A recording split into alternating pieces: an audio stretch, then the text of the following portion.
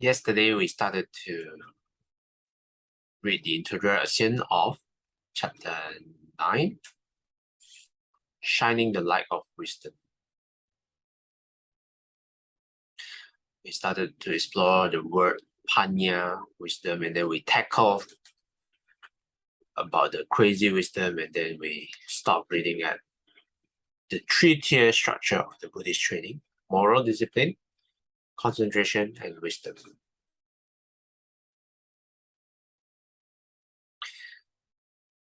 Text chapter 9, section 2 gives a fuller list of 8 causes and conditions for obtaining the wisdom fundamental to the spiritual life, and for bringing such wisdom to maturity.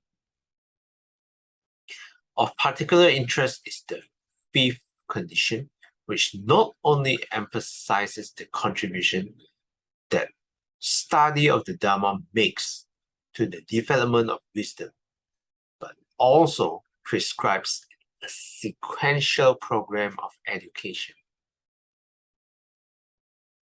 What is the sequence? First, one learns much of those teachings that are good in the beginning, good in the middle, and good in the end.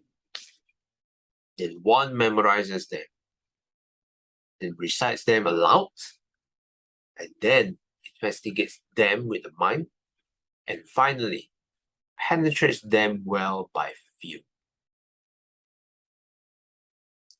The last step can be equated with direct insight, but such insight is prepared for by the preceding steps, which provide the information necessary for thorough penetration to occur. From this, we can see that wisdom does not arise automatically on the basis of concentration, but depends upon a clear and precise conceptual understanding of the Dharma induced by study, reflection, deep contemplation of the teachings.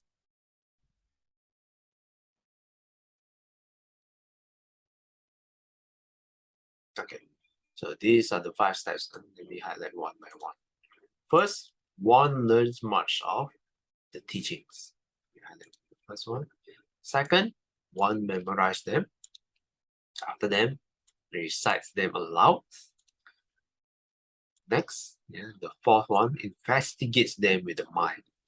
And finally, the last one, the 5th step, penetrates them well by view. This is the section 2 of this chapter. 8 causes and conditions for obtaining the wisdom. Sister Chai Kwan, would you like to continue?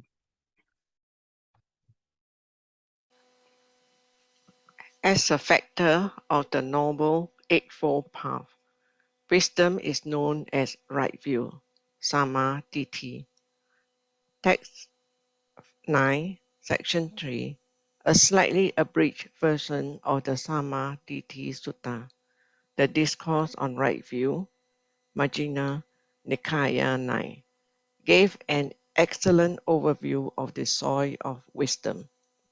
The Venerable Sariputta, the Buddha's disciple, who excelled in wisdom, spoke the discourse to a group of his fellow monks.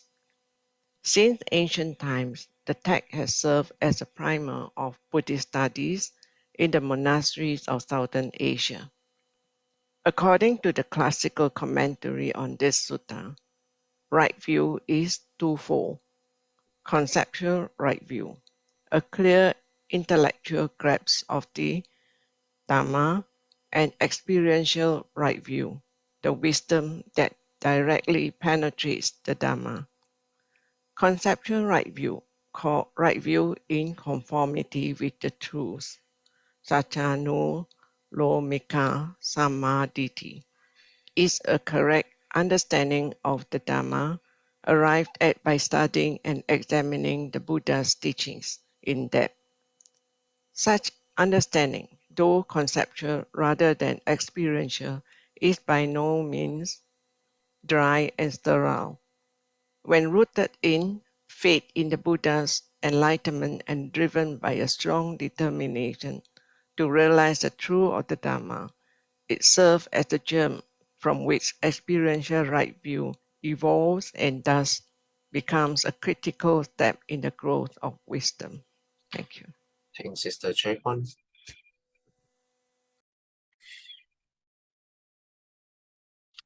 Okay. This paragraph covers right view, which taken from Samadhi Sutta, and the Discourse on right view, Majjhima Nikaya. This sutta, instead of being expounded by the Buddha, is actually expounded by Venerable Sariputta.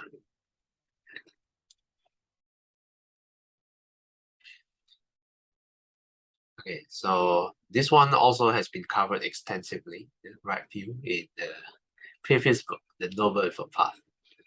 So right view, there's two folds.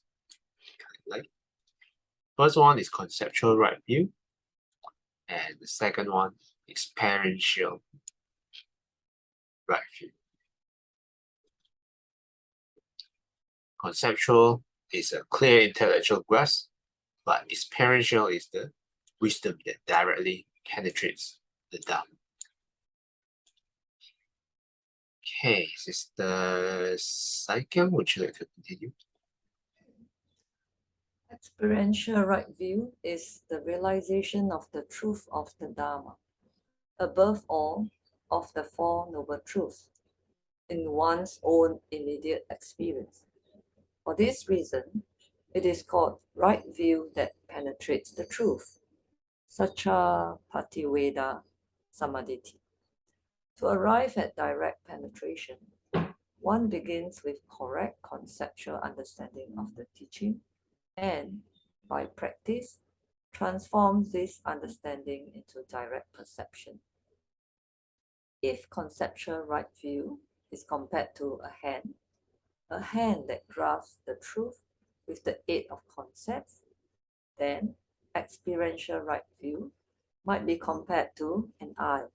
It is the eye of wisdom, the vision of the Dharma that sees directly into the ultimate truth, hidden from us for so long by our greed, hatred, and delusion. Thank you. Thank you, Sister Saikyam. Okay, so this paragraph talks about experiential right view. It's also called right view that penetrates the truth. An analogy is given here. If conceptual right view is compared to a hand that grasps the truth with the aid of concept, then experiential right view is compared to an eye. Eye of wisdom, the vision of Dharma, sees directly into the ultimate truth that's currently hidden by all our defilements, greed, hatred, and delusion.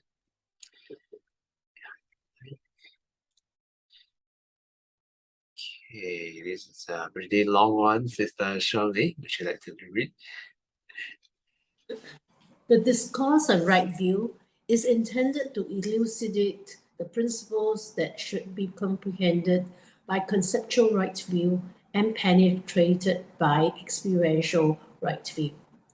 Sariputta expounds these principles under 16 headings: the wholesome and the unwholesome, the four nutriments of life, the Four Noble Truths, the 12 factors of dependent origination, and the taints.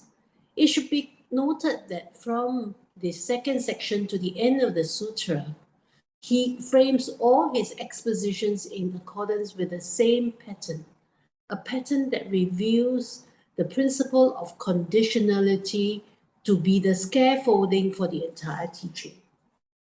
Whatever phenomenon he takes up, he expounds by bringing to light its individual nature, its arising, its cessation, and the way to its cessation. Since this is the pattern that underlies the Four Noble Truths, I shall call it the Four Truth Pattern. This pattern recurs throughout the Nikayas as one of the major templates through which phenomena are to be viewed to arrive at true wisdom. Its application makes it clear that no entity is isolated and self-enclosed, but is rather inherently linked to other things in a complex web of dependently originated processes.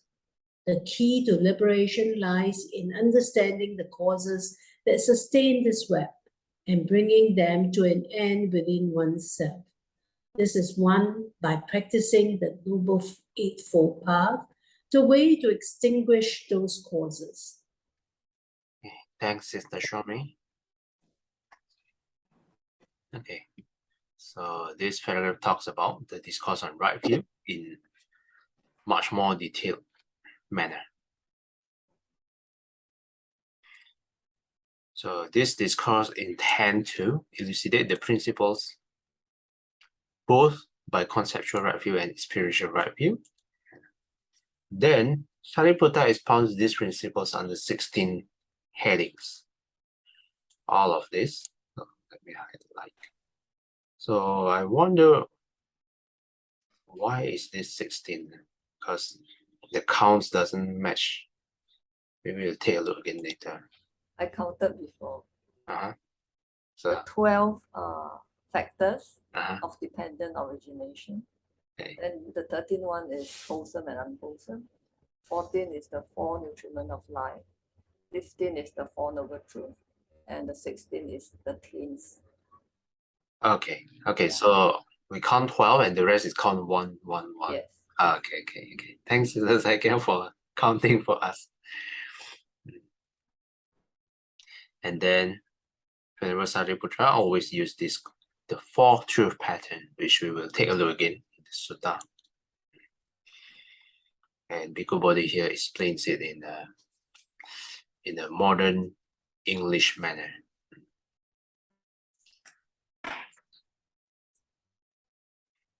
So what is the fourth truth?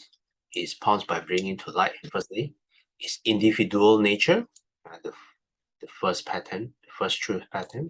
Second is arising, and then it's cessation, third, and the last one, the way to its cessation. Yeah.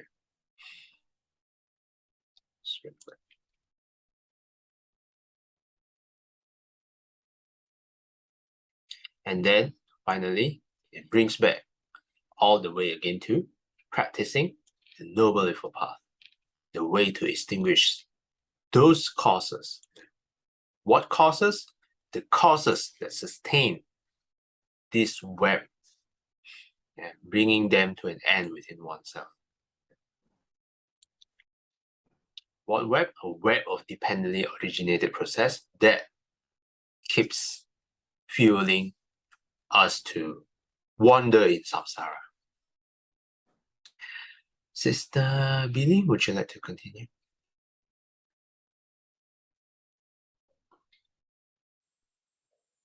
The world transcending right view arrived at by penetrating any of the 16 subjects expounded in the sutta occurs in two main stages.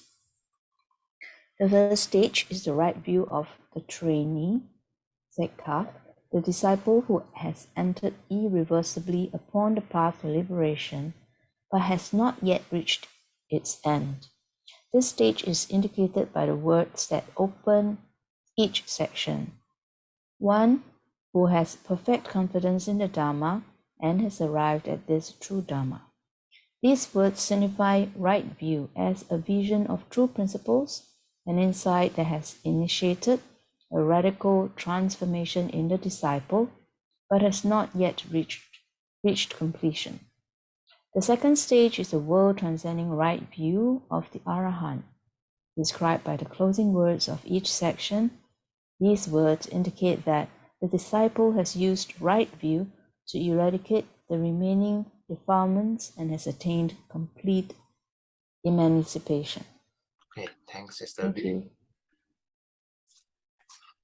Now, if we're talking about the word transcending right view, this arrives by penetrating any of the 16 subjects listed before.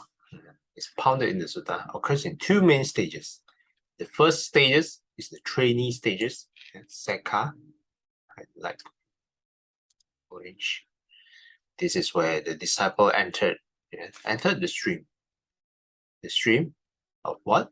The stream of irreversible path to liberation. While entering the stream, it's not the end yet, it's just the beginning.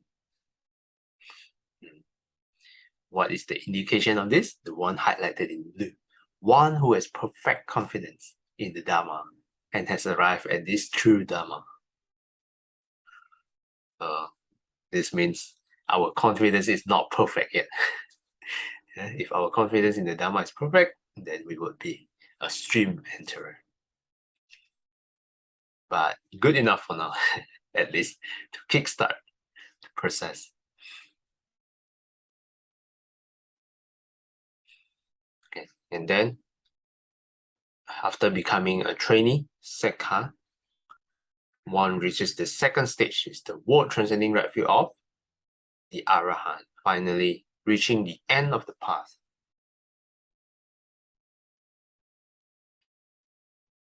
Sister Aikin, would you like to continue? In section 4, we arrive at what I call the domain of wisdom, the areas to be explored and penetrated by insight. Many of the texts in this section come from the Samyutta Nikaya, whose major chapters are devoted to the principal doctrines of early Buddhism.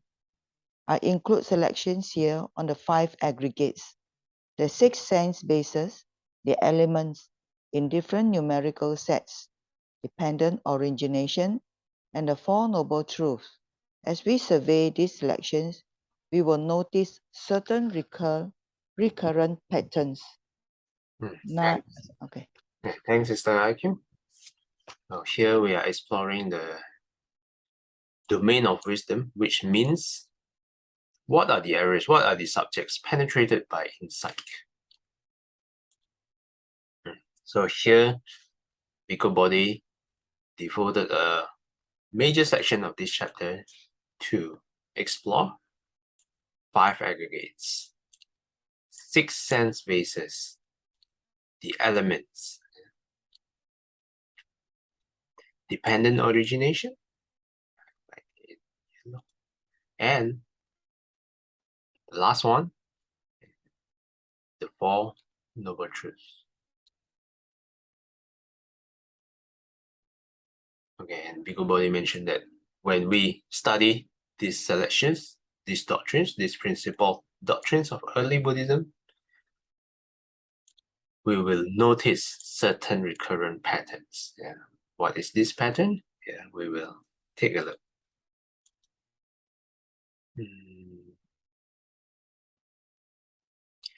Okay, I think we can continue with the 5 aggregates next time.